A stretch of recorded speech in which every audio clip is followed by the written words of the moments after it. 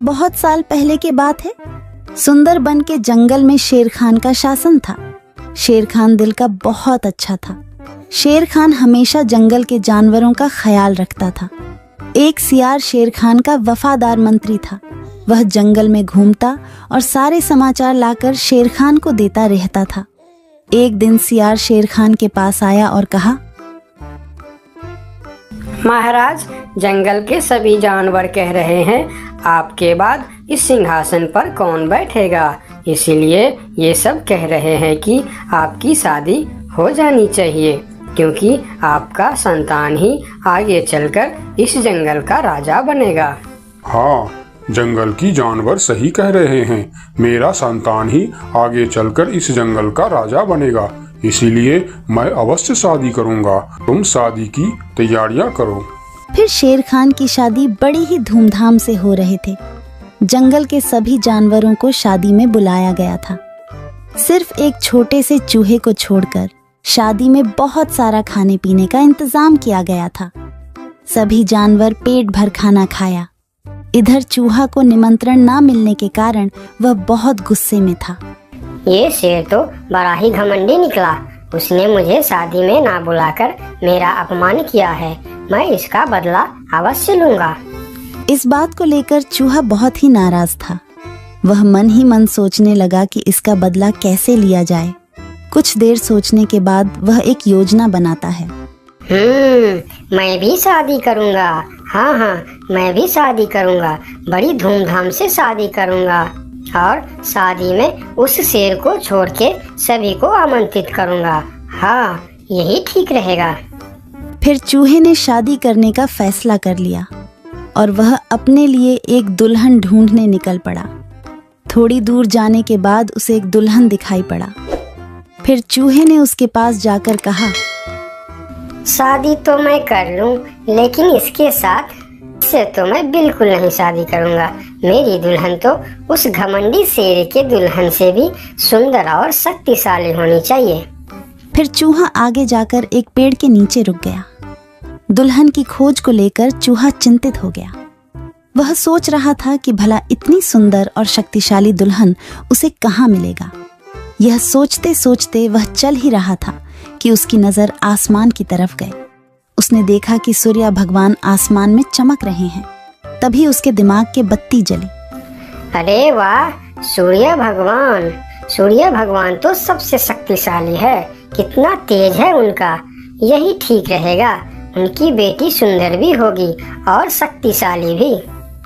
फिर चूहा एक पेड़ के नीचे ध्यान लगाते हुए बैठ गया और सूर्य भगवान को तपस्या करने लगा। ओम सूर्याय नमः, ओम सूर्याय नमः, ओम सूर्याय नमः। इधर चूहे को तपस्या करते हुए देखकर सूर्य भगवान बहुत आश्चर्य हुए कि यह नन्हा सा चूहा उनकी तपस्या क्यों कर रहा है। फिर सूरज भगवान चूहे के सामने प्रकट हुए। बोलो नन्हे से चूहे, तुम मेरे तपस्या क्यों कर रहे हो? क्या चाहिए तुमको? तुम जो मांगोगे मैं तुम्हें वह सब दूंगा। हे भगवान, आप आगे। मुझे तो अपनी आंखों पर यकीन नहीं हो रहा है कि एक नन्हा सा चूहे की बात सुनकर आप मेरे पास आ गए। हाँ, मैं सचमुच तुम्हारे पास आया हूँ। बोलो तुम्हें क्या चाहिए? भगवान, मैं शादी करना चाहता हूँ। अरे वाह, यह तो बहुत ही अच्छी बात है। इसमें मैं तुम्हारा क्या मदद कर सकता हूँ? मैंने यह प्रण किया है भगवान कि जो दुनिया में सबसे ज्यादा शक्तिशाली होगा मैं उसके बेटी से ही शादी करूँगा और आप इस दुनिया में सबसे शक्तिशाली हो। इसीलिए मैं आपकी बेटी से शादी करना चाहता हूँ। चूहे की बात सुनकर सूर्य भगवान सोच में पड़ जाते हैं कि मैं इस छोटी सी चूहे के साथ अपनी बेटी का शादी कैसे कर सकता हूँ। और फिर उन्होंने मन ही मन सोचने लगे, यह चूहा तो बिल्कुल पागल लग रहा है। इससे भला मैं अपनी बेटी की शादी कैसे करवा सकता हूँ? कुछ भी करके मुझे इससे छुटकारा पाना ही होगा, मगर कैसे? मुझे जल्दी कुछ करना पड़ेगा। तभी उनके मन में एक ख्याल आया और उन्होंने चूहे से कहा, अरे यह तो बहुत ही अच्छी बात है। कि तुम मेरी बेटी से शादी करना चाहते हो। मुझे अपनी बेटी के लिए तुमसे अच्छा वर और कहाँ मिलेगा। सूर्य भगवान का बात सुनकर चूहा मन ही मन बहुत खुश हो गया और उसके मन में लड्डू फूटने लगे।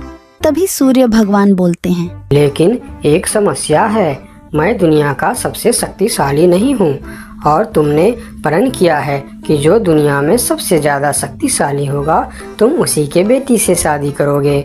अगर तुमने मेरी बेटी से शादी की तो तुम्हारा प्रण टूट जाएगा। हे भगवान, ये आप क्या बोल रहे हो? आपसे भी शक्तिशाली? आपसे शक्तिशाली भला इस दुनिया में और कौन हो सकता है? मुझसे शक्तिशाली तो वह बादल है जो अपने परछाई से मुझे भी ढक देता है। यह सुनकर चूहा आसमान की तरफ बादल को देखने लगा और बोला, अगर बादल आपसे भी ज्यादा शक्तिशाली है तो मैं फिर उसकी बेटी से ही शादी करूंगी। आप उसे नीचे बुलाइए। फिर सूर्य भगवान ने बादल को नीचे बुलाया और बादल उनकी बात मानकर धीरे धीरे नीचे आया।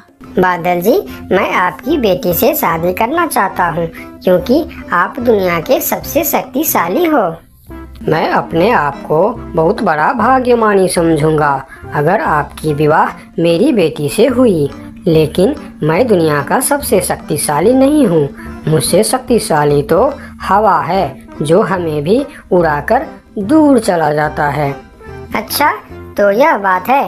ठीक है, फिर मैं हवा की बेटी से ही शादी करना चाहता हूँ। आप हवा को बुलाइए। फिर बादल ने हवा को बुलाया और हवा धीरे धीरे करके नीचे आया।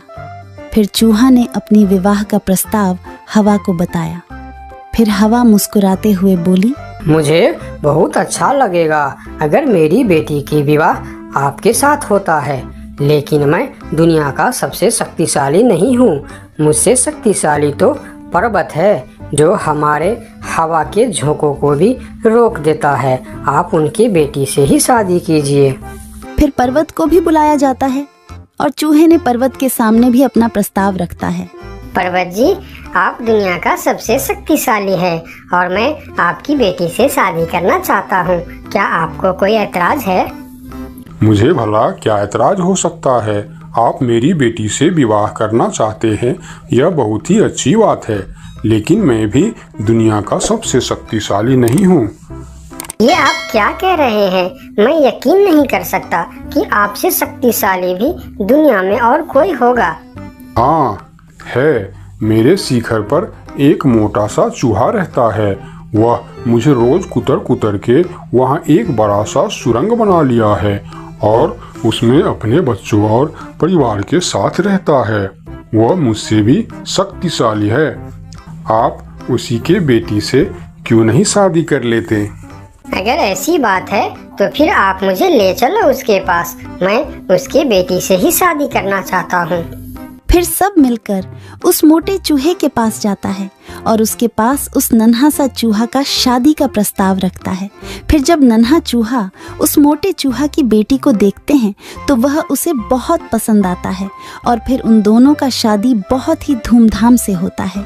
नन्हे चूहे ने जंगल की सारे जानवरों को निमंत्रण दिया, लेकिन शेर से बदला लेने के लिए उसने उनको निमंत्रण नहीं भेजा। जब शेर खान को इस बात की खबर होती है तो शेर खान बहुत ही गुस्सा हो जाता है और अगले दिन सियार को उस चूहे के पास भेजता है और बोलता है, उस चूहे को कल मेरी दरबार में हाजिर करो। अगले दिन सियार उस चूहे को बुलाने के लिए उसके घर पर जाता है। अरे चूहा भाई, तुमको शेर खान ने याद किया है, जल्दी चलो।